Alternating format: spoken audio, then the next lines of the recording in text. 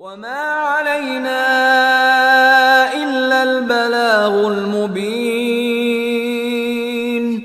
ہماری ذمہ داری تو بس صاف صاف پیغام پہنچا دینا ہے. صدق اللہ العلی العظیم.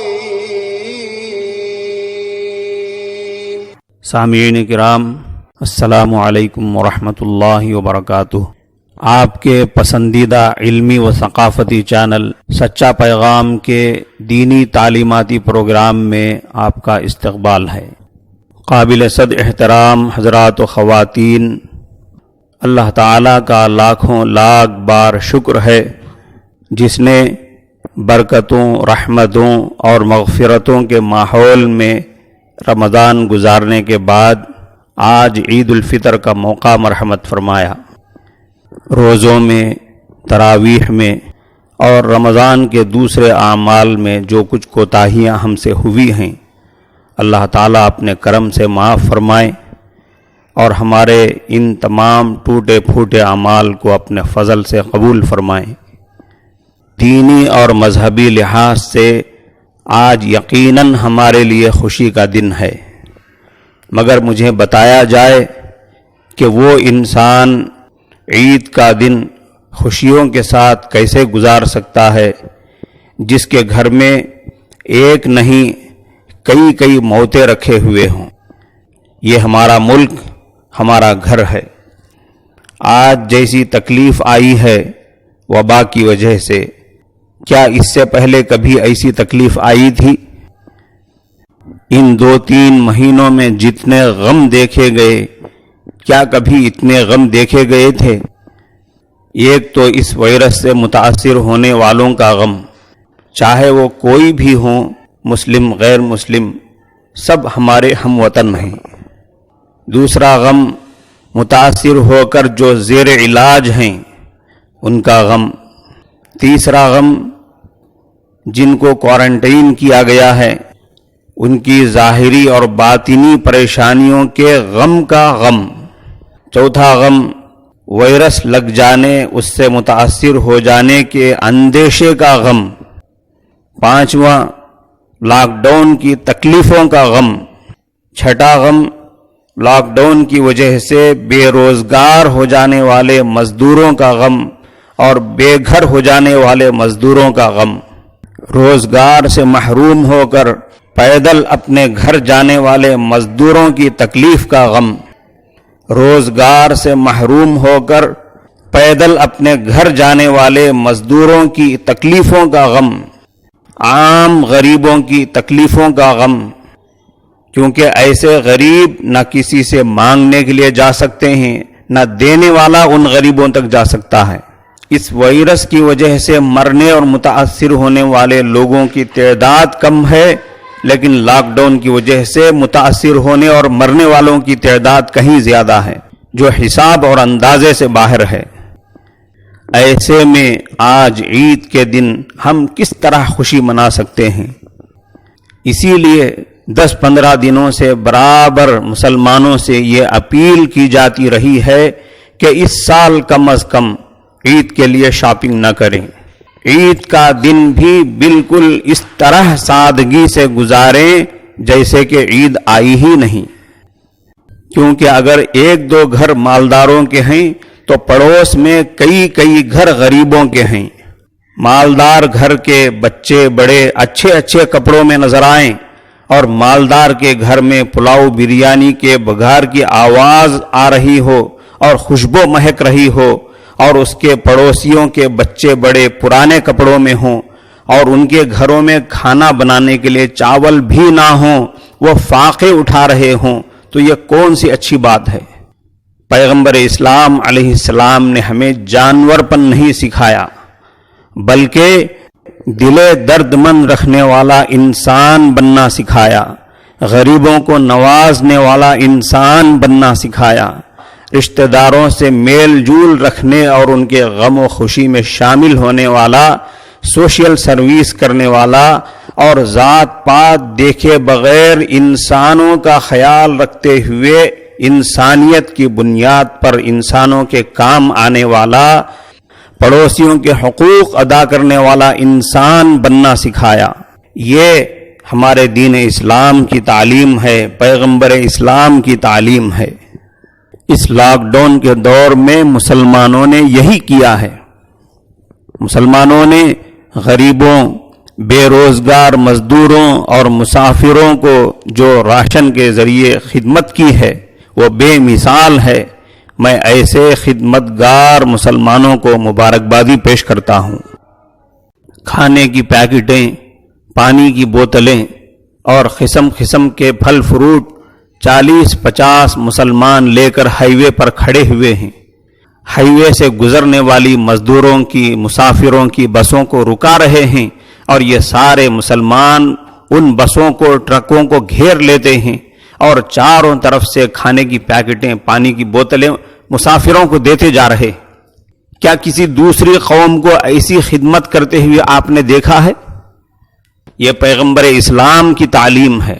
اسی لیے ہم کہتے ہیں کہ اسلام دنیا کی ضرورت ہے، سماج کی ضرورت ہے، ہر مرد اور ہر عورت کی ضرورت ہے۔ اگر آپ اسلام کے لفظ سے چڑھتے ہیں تو میں اس لفظ کو اپنے جیب میں رکھ لیتا ہوں اور آپ کو اس مذہب کی دعوت دیتا ہوں جو صرف اپنی کمیونٹی کی بھلائی نہیں بلکہ ہر انسان کی بھلائی چاہنے اور اسے نفع پہنچانے کا حکم دیتا ہے۔ میں آپ کو ایسے مذہب کی دعوت دیتا ہوں جو انسان تو انسان، جانوروں کے ساتھ بھی بھلائی کرنے کا حکم دیتا ہے۔ ایسے مذہب کی دعوت دیتا ہوں جو ایک قتل ناحق کو پوری انسانیت کا قتل اور جرم عظیم قرار دیتا ہے۔ میں آپ کو ایسے مذہب کی دعوت دیتا ہوں جس میں کسی پر چاقو سے حملہ تو دور کی بات، چاقو دکھانے سے بھی منع کیا گیا ہو۔ میں آپ کو ایسے مذہب کی دعوت دیتا ہوں جس میں لڑائی جھگڑا کرنے سے سختی سے روکا گیا ہے، یہاں تک کہ کسی تجارتی معاملے میں ایسی شرطیں لگانے سے بھی منع کیا گیا ہو جو آئندہ چل کر جھگڑے کا سبب بنے۔ میں آپ کو ایسے مذہب کی دعوت دینا چاہتا ہوں جس میں جھگڑے سے بچنے کے لیے اپنا حق چھوڑ دینے پر خدائی انعامات کی بشارت سنائی گئی ہو۔ میں آپ کو ایسے مذہب کی دعوت دیتا ہوں جس میں شوہر کو بیوی کے حقوق بتائے گئے ہیں، عورت کو اپنے شوہر کے حقوق بتائے گئے ہیں، اولاد کو اپنے والدین کے حقوق بتلائے گئے ہیں، اور والدین کو ان کی اولاد کے حقوق بتلائے گئے ہیں۔ میں آپ کو ایسے مذہب کی دعوت دیتا ہوں جس میں ظلم کی کوئی گنجائش نہیں۔ ظلم تو ظلم کا بدلہ لینے سے بھی منع کرتا ہے اور ظالم کو معاف کرنے کی تلقین کرتا ہے۔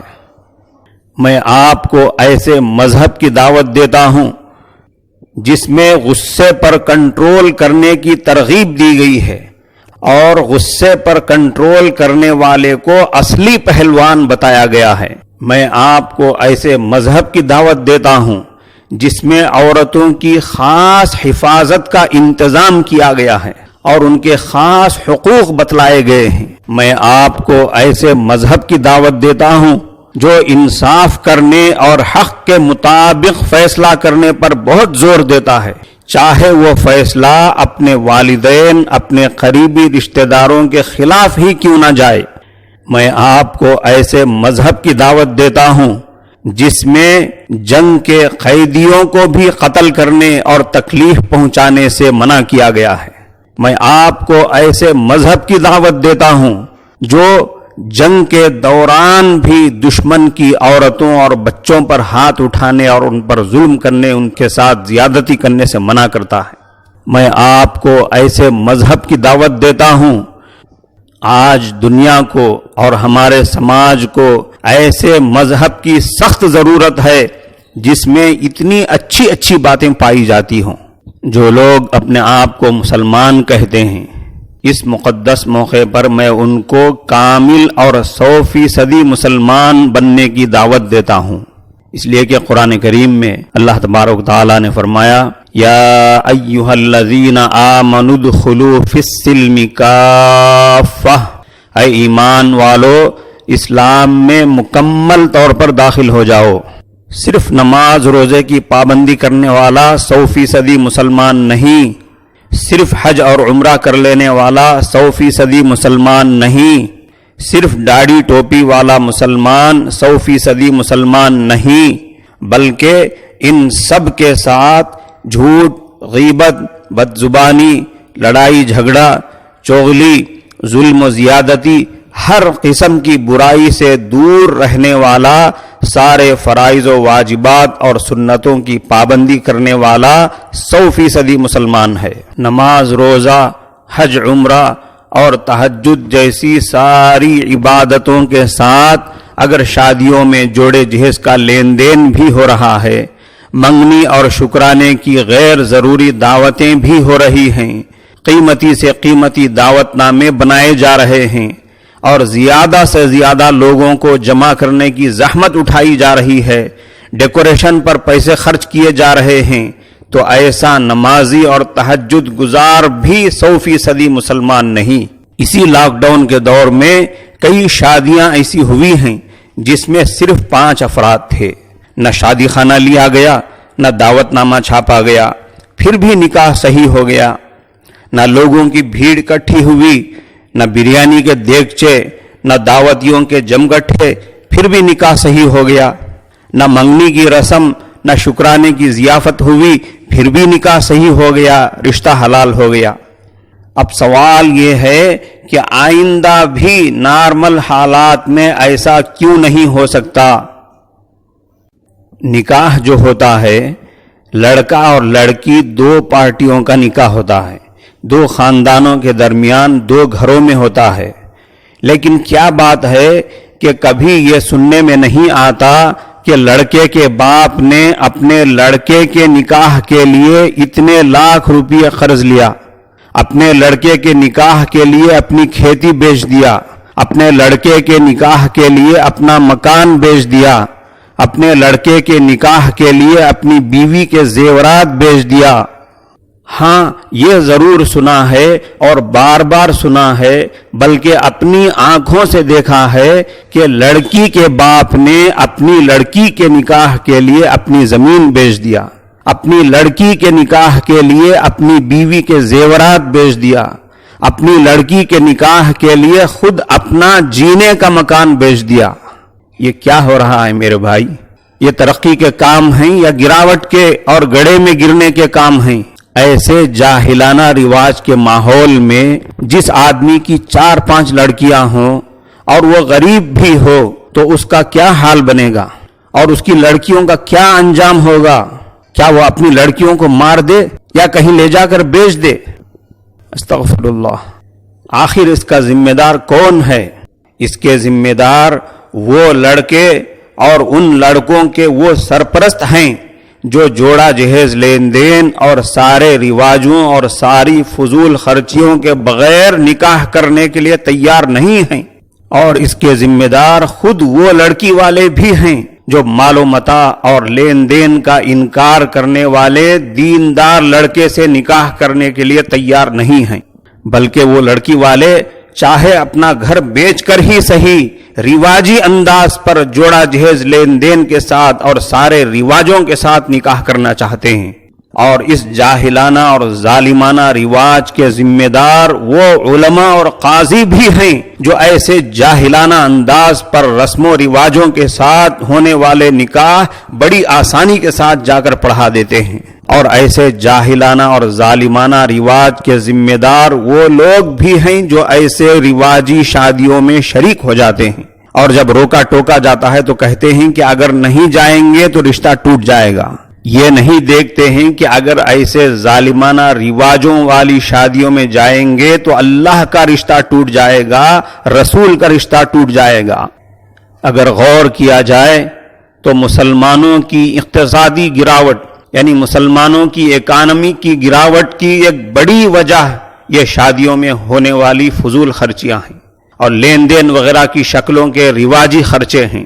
ہمیں جو رمضان کی شکل میں تقوی کی ٹریننگ لینے کا سالانہ کورس دیا گیا ہے وہ اسی لیے دیا گیا ہے کہ ہم سال میں ایک بار ایک ماہ تک کے لیے ہر قسم کی برائی سے بچنے کی مشق کریں. جھوٹ، غیبت، جھگڑا، ظلم، حرام کھانا یہ ہر وقت غلط ہے، لیکن آدمی سے کچھ نہ کچھ ہوتا ہی رہتا ہے.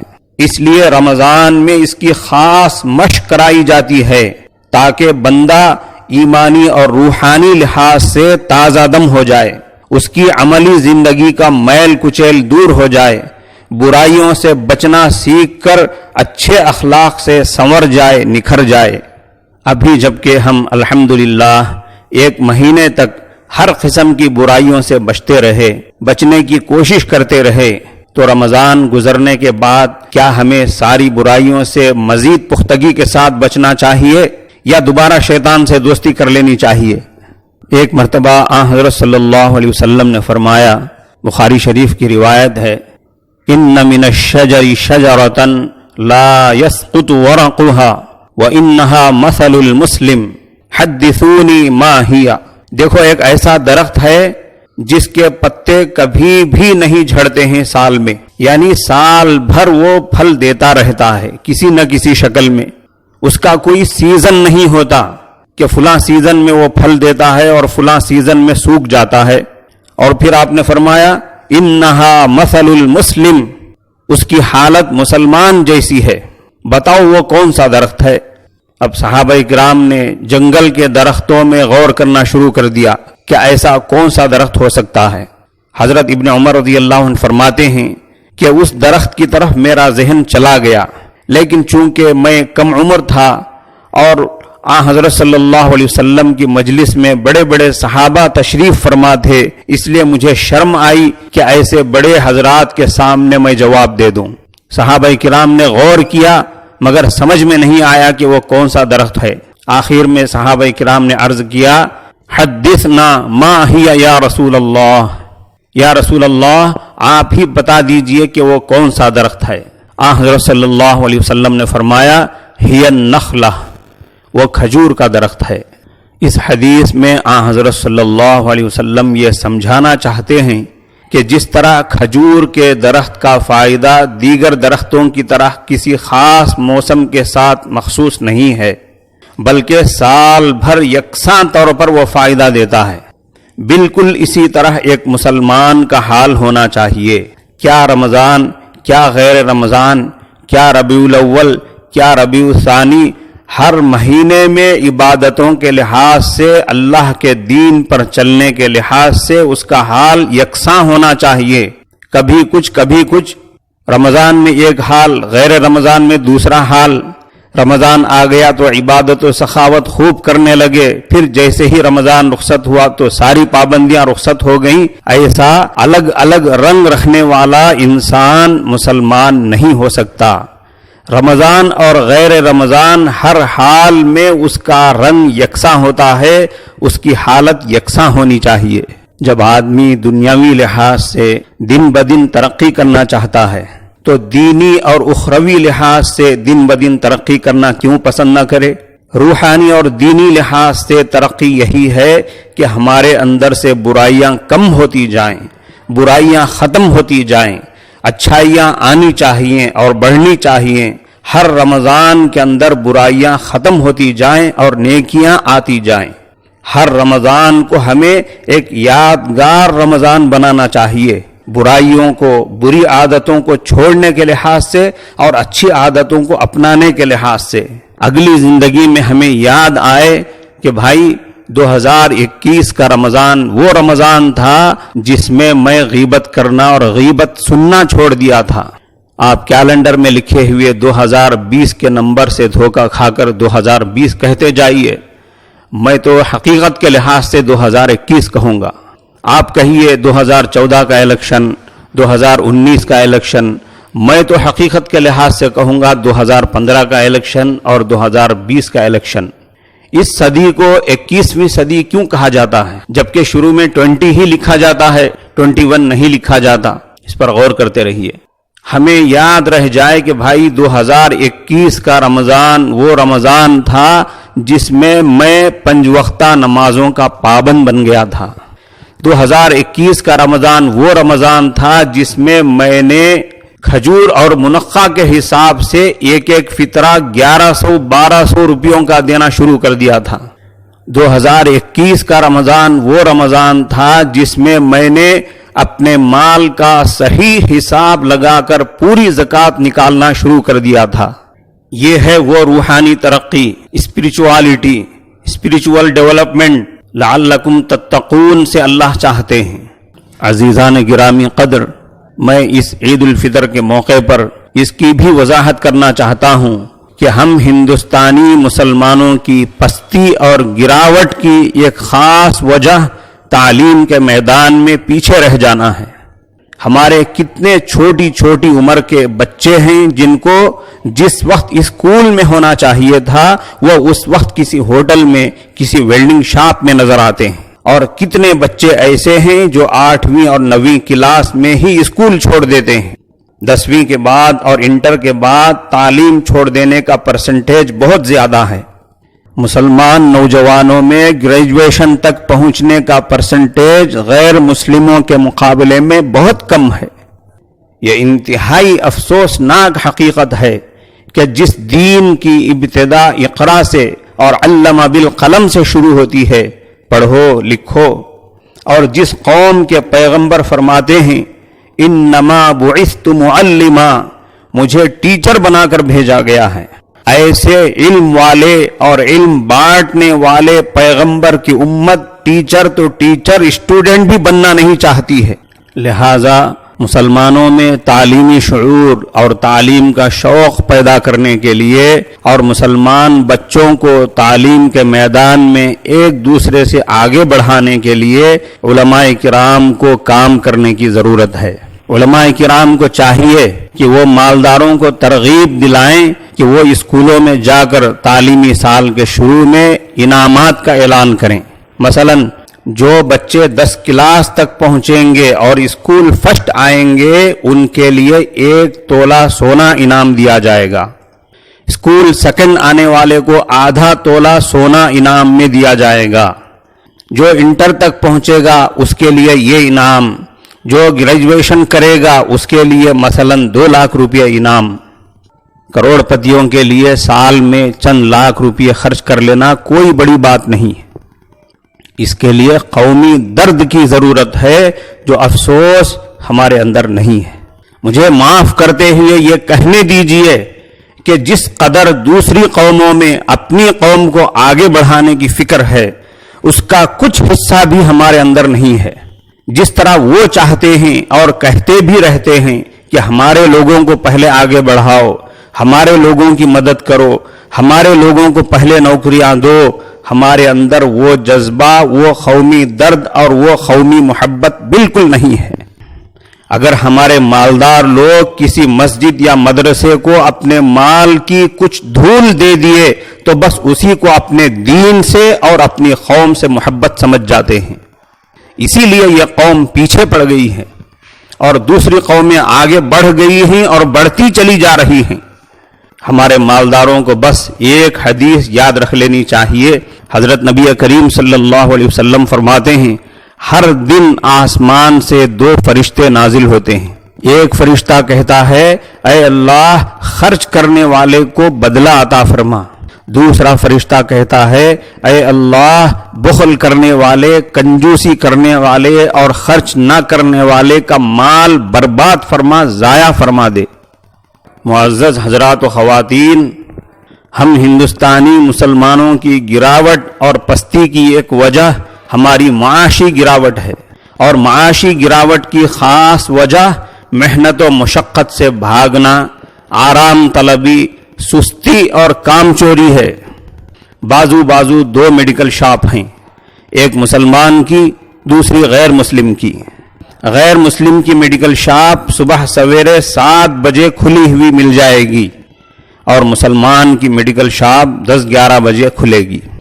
مسلمان چھوٹے اور معمولی پیشوں کو نظر انداز کر دیتے ہیں جبکہ دوسرے لوگ بغیر جھجک کے ہر قسم کا پیشہ اختیار کر کے اپنی روزی روٹی کا ذریعہ بنا لیتے ہیں۔ ایک طرف کمانے میں سستی اور کام چوری ہو، دوسری طرف خرچ کرنے میں اسراف اور فضول خرچی ہو، تو کیا اس سے ترقی ہو سکتی ہے؟ ترقی تو دور کی بات، آدمی لازمی طور پر قرضوں کا شکار ہو جائے گا اور آخر کار قرضوں کے پہاڑ کے نیچے دب کر مر جائے گا۔ حضرات و خواتین، ہمیں رمضان میں ملی ہوئی تقویٰ کی ٹریننگ کے مطابق چلنے کی ضرورت ہے، ہمیں اپنے آپ کو بدلنے کی ضرورت ہے، ہمیں ہر قسم کی برائیوں، کمزوریوں، فضول خرچیوں سے بچنے اور اچھائیوں کی طرف، ترقی کے راستوں کی طرف پلٹنے کی ضرورت ہے، اپنی محتاج و مجبور قوم کی فکر کرنے کی ضرورت ہے، رسمی اور موسمی مسلمان نہیں بلکہ اصلی اور حقیقی مسلمان بننے کی ضرورت ہے، تبھی جا کر ہم رمضان سے صحیح معنی میں فائدہ اٹھانے والے اور رمضان کو قیمتی بنانے والے بنیں گے۔ وآخر دعوانا ان الحمد للہ رب العالمین۔ السلام علیکم ورحمۃ اللہ وبرکاتہ۔